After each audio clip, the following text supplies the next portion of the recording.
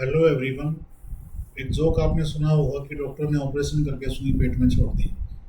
ये बात जोक तक तो ठीक है, रियलिटी में किसी के साथ भी ना हो, और अगर हो जाए तो उसके क्या लीगल इम्प्लीकेशन हो सकते हैं।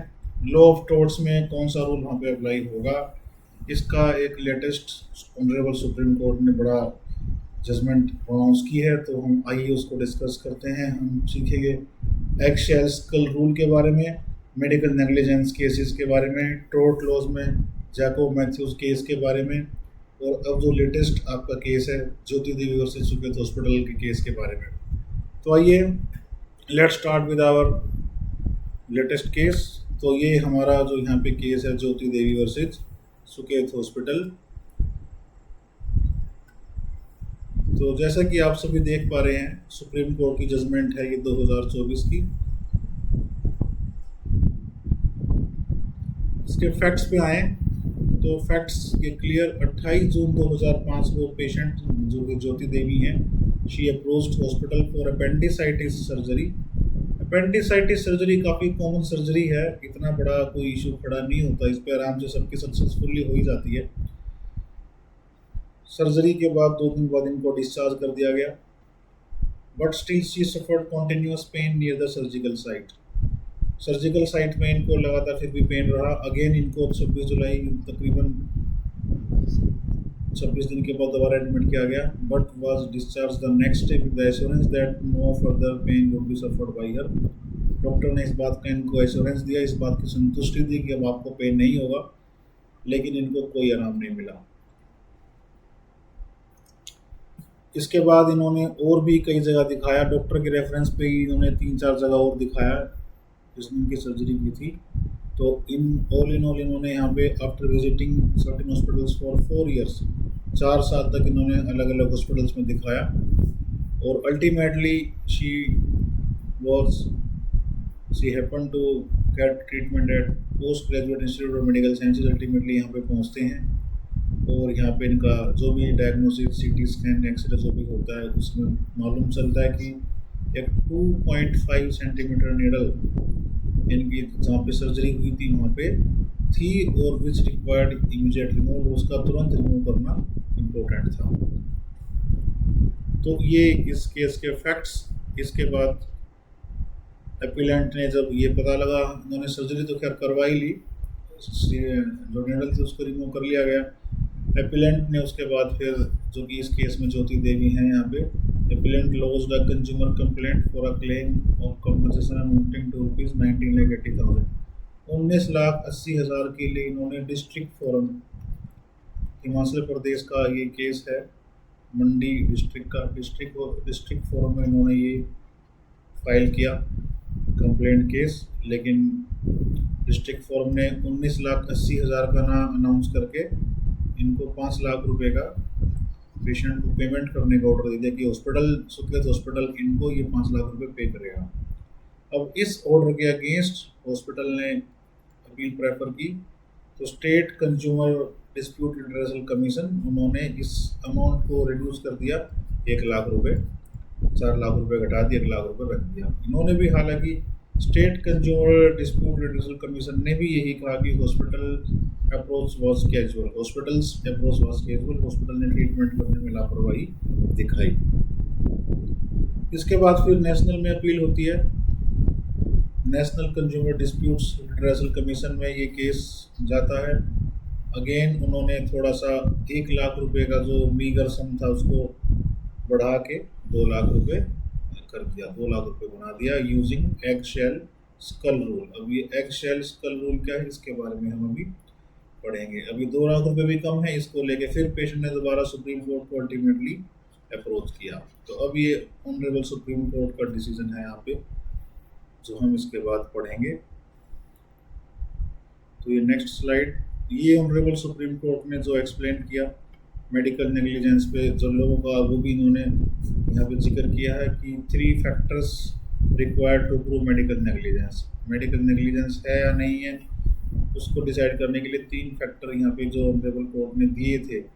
Jacob Matthew versus state of Punjab 2005 का ये केस है, इसके अलावा MVBVG वर्सेस सुनीता, ये भी एक केस जिसमें इन 3 फैक्टर्स को दोबारा से रीट्रेट किया गया था। First factor, a duty of care extended to the complainant. Complainant के जो कि इस केस में ज्योति देवी, तो उनकी तरफ हॉस्पिटल की एक ड्यूटी ऑफ केयर होनी चाहिए। A breach of that duty of care, और हॉस्पिटल ने उस ड्यूटी ऑफ केयर का ब्रीच किया हो, उसको भंग किया हो। एंड लास्ट, रिजल्टिंग डैमेज, इससे कुछ डैमेज हुआ हो, इंजरी हुई हो या कोई हार्म हुआ हो, cause to the complainant attributable to the said breach of duty. इस ड्यूटी के ब्रीच होने से कंप्लेनेंट को कोई ना कोई डैमेज, इंजरी या हार्म हुआ हो, तो यहाँ पे हम करेंगे कि मेडिकल नेग्लिजेंस हो सकती है। तो लेकिन फिर भी एक और यहाँ पे एक proviso, A medical practitioner will be held liable for negligence only in circumstances when their conduct falls below the standard of reasonably competent practitioner। यानी अगर 2 मेडिकल प्रैक्टिशनर हैं और उनमें से कोई एक जो रीजनेबल स्टैंडर्ड ऑफ केयर जो एक्सपेक्ट किया जाता है दोनों से, एक फॉलो कर रहा है, एक उतना फॉलो नहीं कर रहा है, तो इसको देखा जाएगा, कंसिडर किया जाएगा कि अगर रीजनेबल स्टैंडर्ड ऑफ केयर जो दोनों एकदम इक्वल तो नहीं हो सकते, इक्विवेलेंट होना चाहिए, जो दोनों फॉलो कर रहे हैं तो ठीक है। उसके बाद भी अगर ये तीनों पॉइंट्स सेटिस्फाई होते हैं तो मेडिकल नेग्लिजेंस नहीं माना जाएगा।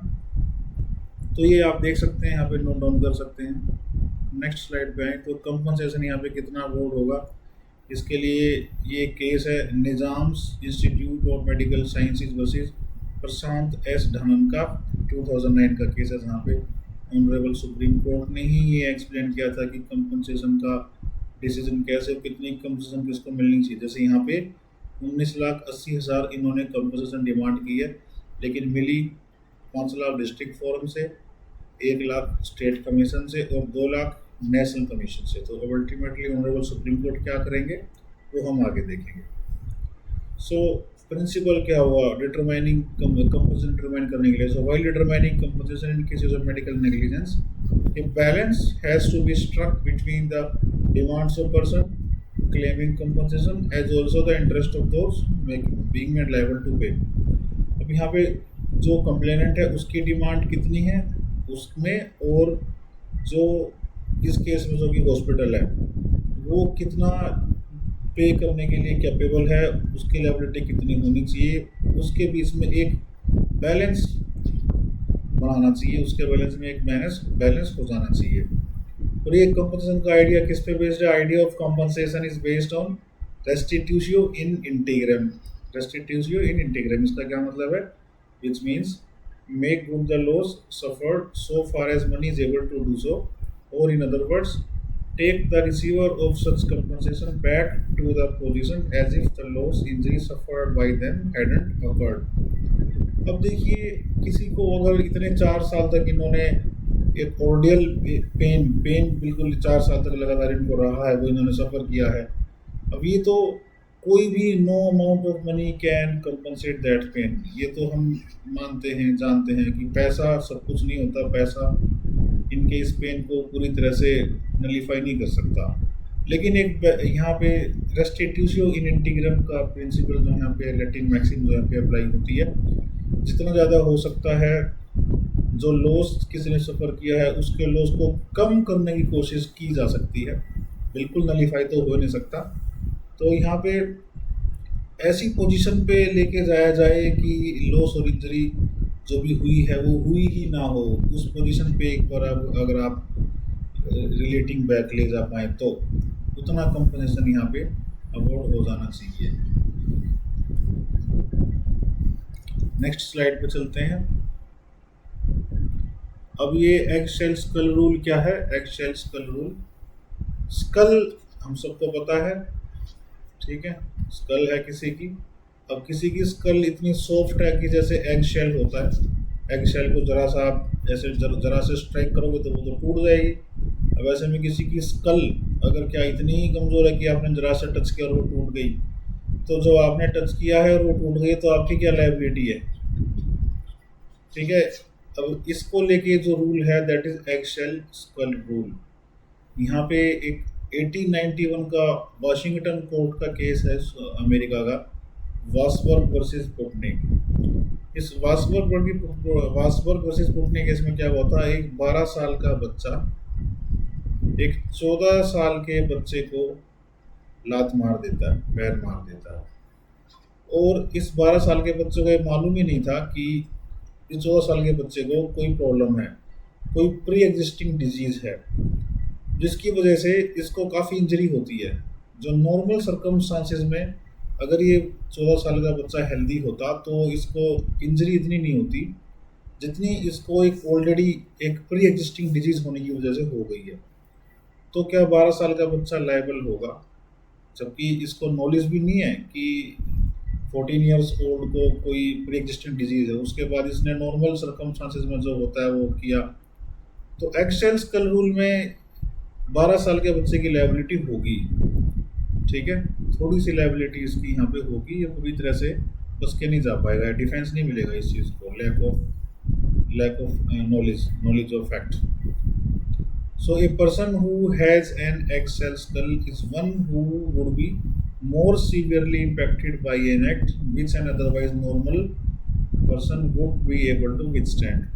एक नॉर्मल पर्सन जिस फोर्स को आराम से बियर कर जाएगा, झेल जाएगा, और जब उसी फोर्स को कोई दूसरा पर्सन काफ़ी सीवियरली हर्ट हो, काफ़ी उसको नुकसान हो, काफ़ी इंजरी हो, तो हम उसको बोल देंगे ये उसकी एगशेल स्कल है। अब इसका मतलब ये नहीं कि केवल स्कल की बात हो रही है, ओवरऑल बॉडी की बात हो रही है, ठीक है। अब यहाँ पे इंजरर जो कि जिसने भी इंजरी की है, injurer will be liable for the damages that exceed the amount that would normally be expected to occur. जितना अमाउंट नॉर्मली एक्सपेक्टेड था, कितना होना था, अगर उससे ज़्यादा हो जाता है तो फिर इंजरर यहाँ पे जिसने भी इंजरी किया वो लायबल होगा। जैसे आप इसमें देख चुके हैं 12 साल का बच्चा लायबल हुआ था यहाँ पे। So the wrongdoer is liable for all the injuries resulting directly from the wrongful act। wrongdoer liable होगा चाहे वो उन इंजरीज को पहले से ही गैस कर सकता था, देख सकता था, या फिर नहीं देख सकता था, whether they could or could not have been foreseen by him। Okay, next slide पे चलते हैं।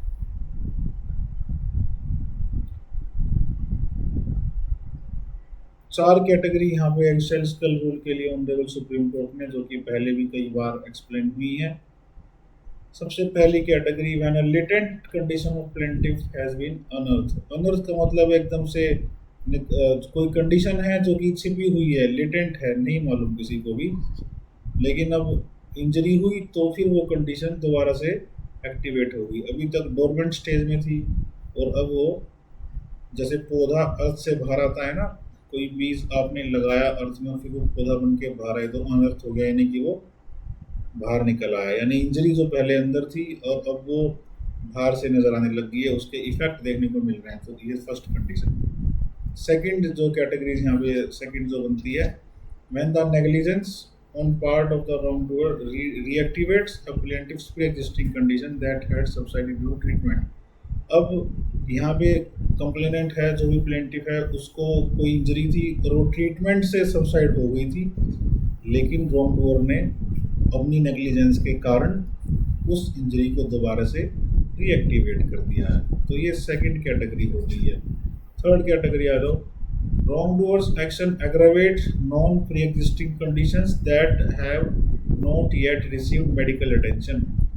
अभी कुछ प्री एग्जिस्टिंग कंडीशंस हैं, पहले से कुछ कंडीशंस हैं, उनको अभी तक मेडिकल अटेंशन यानी उनका ट्रीटमेंट अभी नहीं हुआ है, और ऐसे में रॉन्गडूअर ने उस इंजरी को एग्रावेट कर दिया है, बढ़ा दिया है।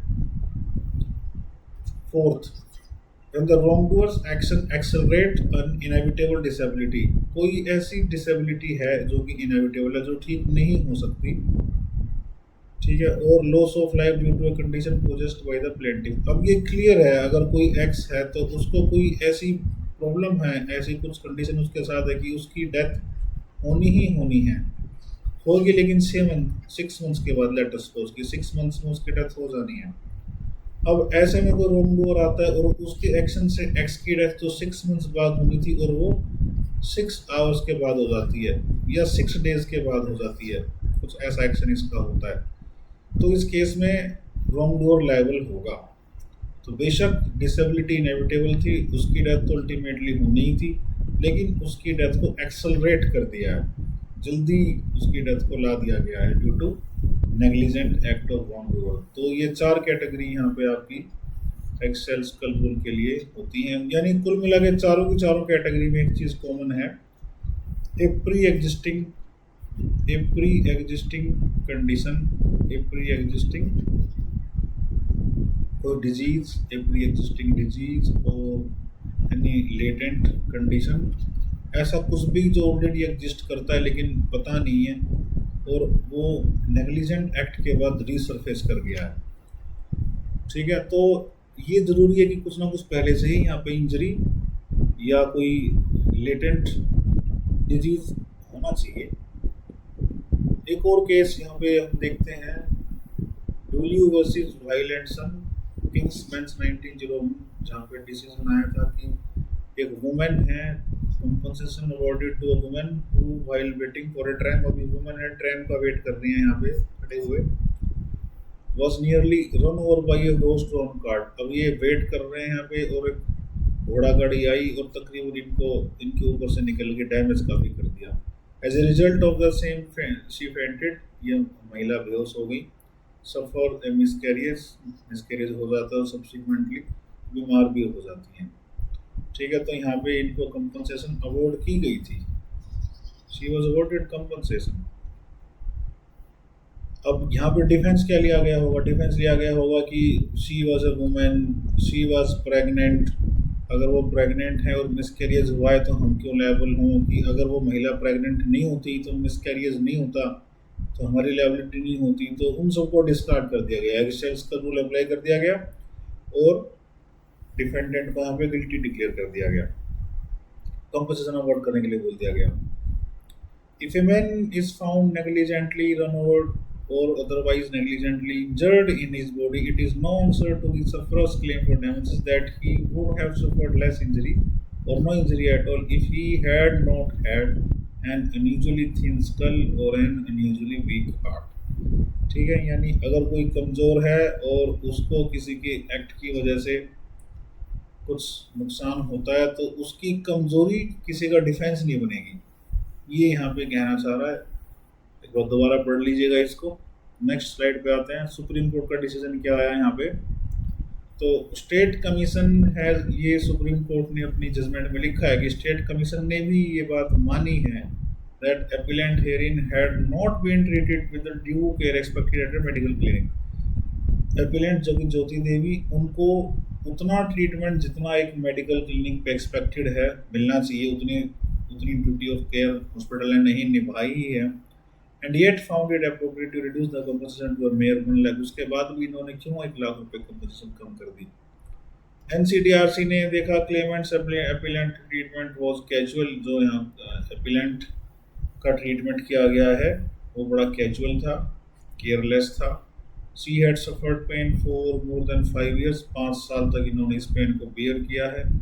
उसके अलावा अब ये 2024 में डिसीजन आया है, 10 साल से केस ऑलरेडी चल ही रहा है, मोर देन ए डिकेड, और उसके बाद भी लमसम कंपनसेशन केवल 2 लाख रुपए अवॉर्ड की गई। तो इसको भी लेके सुप्रीम कोर्ट ने अपनी एक्सप्रेशंस दी हैं। अल्टीमेटली फिर क्या हुआ, supreme court set aside the award of NCDRC as also the state commission and restore the award as passed by district forum. District forum ने जो ऑर्डर दिया था वो as it is supreme court ने pass कर दिया कि अब 5 लाख रुपए कंपनसेशन मिलेगी, और साथ में ये भी बोल दिया केवल 5 लाख रुपए ही नहीं, मैं यहाँ पे लिखा नहीं 9% पर एनम के हिसाब से इंटरेस्ट भी मिलेगा। जब से डिस्ट्रिक्ट फोरम ने डिसीजन दिया तब से लेके और अब तक का, यानी तकरीबन 10 years, 10 साल का इनको इस 5 लाख रुपए का इंटरेस्ट भी मिलेगा, जो कि तकरीबन इतना ही बन जाएगा, अप्रोक्सीमेटली 10 लाख रुपए कंपनसेशन इनको मिल जाएगी इंक्लूडिंग इंटरेस्ट। तो ये था आज का केस। थैंक्स। अगर आपको अच्छा लगा तो लाइक करिए, चैनल को सब्सक्राइब करिए, दोस्तों के साथ शेयर कीजिए। मिलते हैं जल्दी नेक्स्ट वीडियो में। Thank you.